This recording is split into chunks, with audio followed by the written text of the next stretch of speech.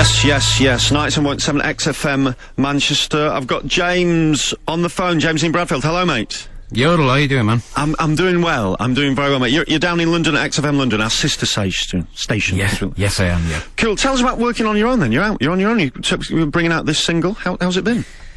Kind of like I kind of started recording it about last summer, and I just did about 8 weeks in the studio on and off, and yeah, it felt really weird at first. It felt like being the new kid at school and having to make new friends kind of thing, you know. It was that kind of awkwardness about it, but I got that initial kind of that feeling of missing Nick and Sean, you know. Yeah, I managed to get rid of it after the first session because I had to, I suppose.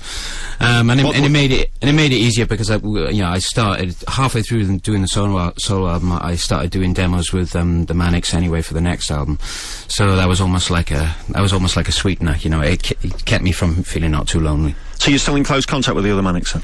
Oh God, Jesus, yeah. I mean, you know, it's on record. You know, we've all grown up with each other. We've all known each other since we were like at least 4 years old. So you know, there's not actually anything that could ever come between us, I don't think. That's fantastic. Listen, have you heard any Nicky Wire stuff?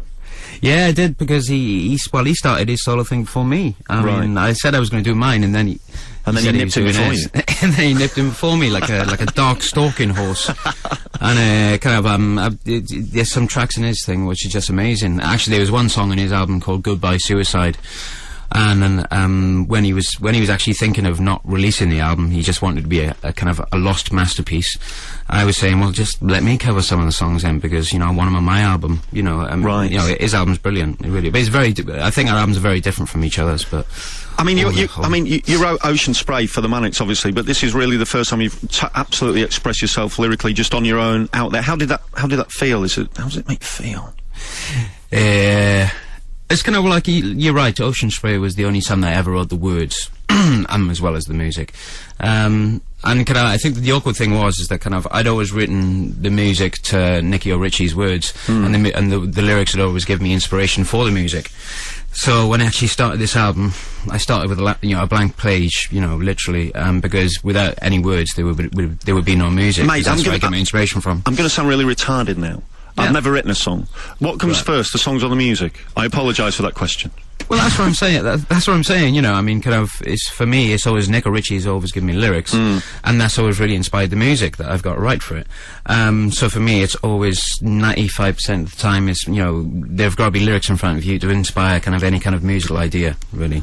Right. And so who influenced you on the album then? Well, kind of, been talking to somebody else, and kind of, I gave them my, kind of, my summary of what I thought the album sounded like, and people kind of disagreeing, but for me, it was John Cale, all right, from Velvet Underground, you know, famous Welshman. It was a lot of his solo stuff, right, was the inspiration, and Badfinger, another kind of like group from the 70s with some Welsh members in. Big 70s influence, yeah. Yeah, but kind of I was saying that, and somebody just said to me, "Well, I didn't hear any of that at all," which is always kind of, isn't that weird, isn't it? Yeah, which is always quite upsetting, but never mind. It's odd, you just punt it out there, and you're doing the festivals this summer.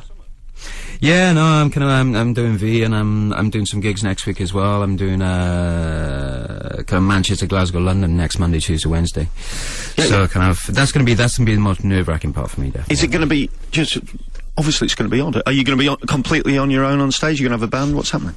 No, I got a band on stage, and kind of a lot of them are friends, to be honest.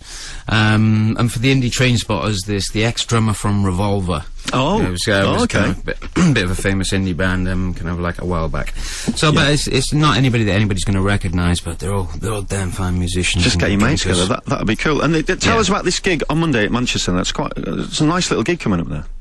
Yeah, I mean, kind of, it's a bit of a kind of back to whites of your eyes, as they say, environment for me. It's at the Roadhouse. It's at the Roadhouse, isn't it? How small is that? That's a small venue. That'll be fantastic to see you there. Yeah, I think I might have seen Northern Rap already about a while back, but kind of, you know, I'm looking forward to it, you know. But I think I'm going to miss seeing, to my left and to my right, I'm going to miss seeing somebody doing some star jumps. Do you know what I mean? Yeah, so kind of that's gonna be what I'm going to miss, I think. Mate, you'll have to attempt some yourself. You'll have to take up the star jump banner. Oh, I have to get a hip replacement first. Can we expect banter? Can we expect chat in between tunes? Yeah, I'll chat, but usually, you know, No one understands a word I say. They just I sound like Max Cady at the end of Cape Fear. Listen, it's been great to chat to you. You've got this new tune. Will you introduce it for us, and then we can play it? We've been waiting for this all morning. Yes. Go on, then. This is a song in search of a religion and a brain. It's called "That's No Way to Tell a Lie."